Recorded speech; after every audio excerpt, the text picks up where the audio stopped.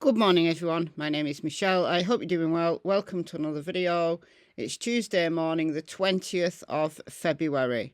In this video, we're staying with the Audrii Cunningham case today. The little girl out of Livingston, Texas, who has been abducted. We know the suspect. He's in jail on unrelated charges. The absolute lowlife, Don Steven McDougal. I'm going to play some clips from yesterday's press conference. I streamed that live, but I'm going to pull out some clips and I'm going to discuss some locations. So we're going to do a little bit of map time. Let's go.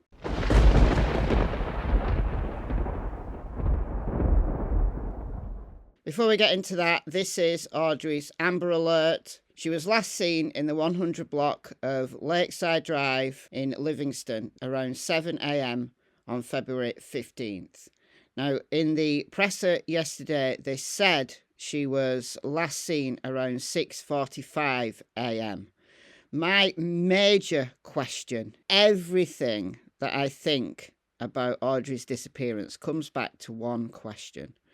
Was the last sighting of Audrey by anyone other than McDougal? I want to know if her grandma saw her or another member of the household, whoever that might be, saw her at 6:45. Can we hardwire that time into the timeline, please? You know me, if you've watched me over a variety of cases, you'll know that I'm big on a timeline. I've got to have a timeline. If the timeline doesn't make sense, if the timeline's got gaps in it, if the timeline is questionable, then the entire case has got question marks all over the place. So I need to know from law enforcement. And if I'd been one of the journalists, so if you are a journalist or you're attending the press conferences and you have the opportunity to ask a question, please, if you see this video, the question you must ask is, was Audrey seen by anyone other than Steven McDougal on the morning of the 15th of February? Is 6:45 a.m. hardwired into the timeline? That's the most useful thing for anyone to ask, in my opinion. So Audrey's 11, she's a white female, she's got blonde hair and blue eyes. She's 4'1", although possibly taller, because in the dispatch call it said she was 4'11", but let's just go with what's on the Amber Alert. 75 pounds. Last seen wearing a black hoodie with white lettering, camo backpack, black pants, and black high-top tennis shoes.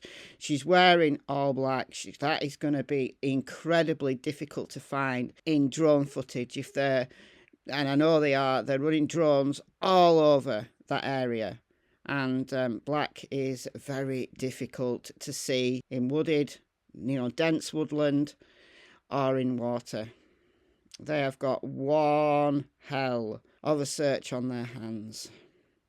And one of the other things that they said at the press conference was that Steven McDougal is being awkward. Rumors flying about that McDougal has confessed. Would you address that rumor? Yeah, McDougal has not confessed. He has been talking with some of the investigators, but at this point in time, he has not confessed. Have law enforcement taken McDougal to the dam or the Trinity River since he's been arrested? There have been some occasions where, on one occasion where we have taken McDougal, that he agreed to work with us and has taken us to certain locations. When you say is he being cooperative, I think that Mr. McDougal, he is what he's doing on occasions. He will, and I use that word cooperate lightly, but he is somewhat, working and talking with the investigators. But we are very cautious on the information that he's giving. So, in my opinion, is running them a wild goose chase, dear me. But there is one place where they asked people in the area. So I implore you, if you are in the area, listen to this clip. I want to say that investigators are following active leads based on tips and evidence that we have gathered. The videos submitted to investigators by the community have been very helpful. We're looking for and asking the public's help for additional video on FM 3126 that shows the highway. This video would have been on Thursday, February 15th, between 6:30 a.m. and 8 a.m. So again, that's video from FM 3126 on Thursday, February 15th, between 6:30 a.m. and 8 a.m. that shows the highway. So they want footage. Dash cam would be brilliant if you have it. If you travelled on this road, the FM 3126, between 6:30 a.m. and 8 a.m. Please check any cam footage that you've got. Dash cam, if you've got trail cameras, if you own any of this property, or you've got access to cameras anywhere. I mean, look at this, how densely wooded this is. Lake Livingston State Park. So it's a state park, so they should be able to pull footage themselves. So all of this is the state park. But there are some private residences along here. So if you live along here or you travelled along here on Thursday morning, the 15th of February, between 6:30 and 8, I'd even say if you travelled there a little bit later or you travelled there a little bit earlier, check. On the news the other day, they showed this map, and I think this map is still very much in play, in my opinion. So they said check cameras along this route from 3 a.m. on Thursday, February 15th. So it includes this scenic loop, it includes 3126, but it also includes 350 and 2457. So let's just look at some of the areas that are of interest. Now, I've plotted a route down to the next town, Shepherd. This would be where Audrey's bus would go. And if you look at this route here, from Lakeside Drive, it takes you on 3126 all the way down to the dam, almost to the dam. And we know that Audrey's backpack was found in this area. Now, was that backpack planted? And I think the reason why they're now particularly focusing on 3126 is because they want to know Steven McDougal's direction of travel. So do they have him on camera along here? And then as it comes here, and then to the 1988, do they have him on camera? Do they want to plot his route? I think they do. They want to know his direction of travel. You know, if he's giving them the runaround, which it sounds like he is, they want to have information that they can interrogate him with. So if he says he was in such a location and they know full well he wasn't, they can interrogate him with that. If they've got information to the contrary, if they've got him on camera in an area and he says he was somewhere else at that time, they can interrogate him with it. It's very important. It's also important if you don't have him on camera on 3126. If you don't have him on camera, that's useful information as well. Now, yesterday, they were searching all the way down here at this bridge. Right here. Now, that apparently is the location where Miguel, the Facebooker, saw them with him. And in the press conference yesterday, they said that he had been out to locations. They had taken him out. But what on earth is he telling them? If you remember back from Thursday, and I don't have a screenshot of this, but I could probably find one. He said he was fishing on Alaska, which is right the way up here. That's where he said he was to people on Friday. He was replying to people on Facebook and on social media. Correct me if I'm wrong, but he was saying he was in Alaska. But there's only one way to get to Alaska, and it's across this bridge. So there has to be cameras along this route, approaching this bridge, off this bridge, maybe even on the bridge, I don't know. There's got to be traffic cams, there's got to be cameras at businesses. If he didn't go across this bridge to Alaska, then he's got to go all the way up here. He's got like a really weird route to take to get from Livingston to Alaska. So they're not focusing up there. They're focusing along here.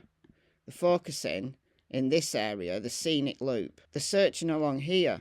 They want information from the scenic loop. They particularly asked for information on 3126. They've been at the dam where they found the backpack. Was that planted? We don't know.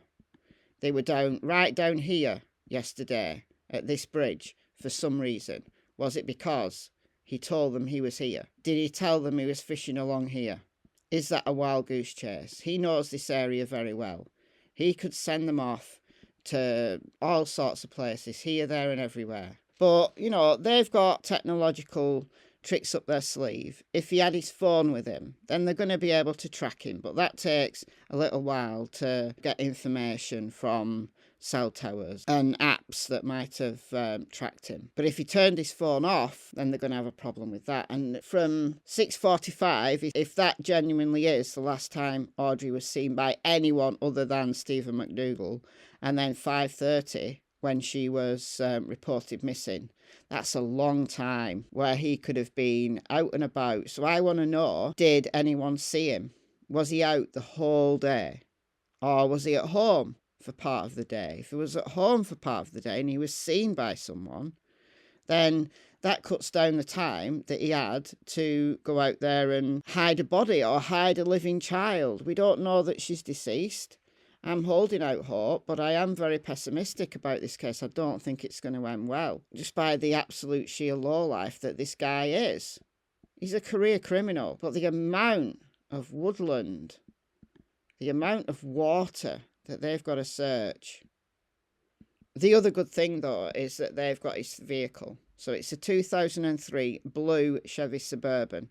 His license plate is AS 85063. I don't know whether this was taken on Thursday. If he's cleaned this vehicle, if this vehicle was muddy on Thursday, and then when they picked it up, it was squeaky clean, well, that's a red flag, isn't it?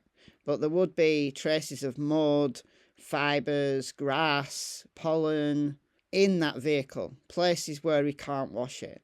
So presumably that will be another set of technology that they could employ to find out what kind of area he might have been in.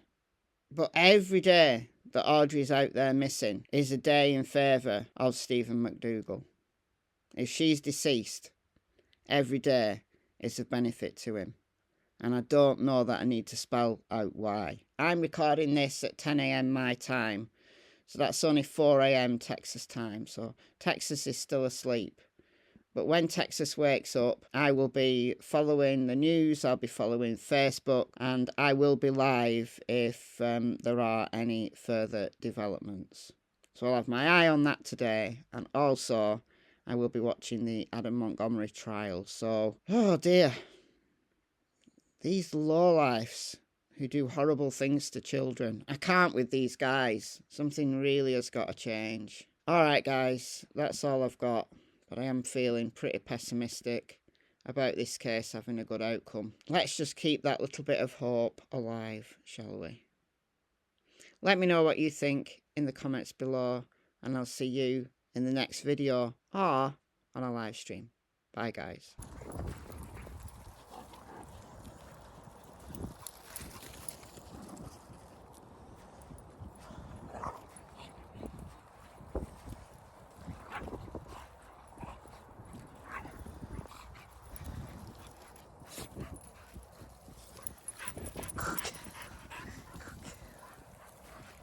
Cockatoo.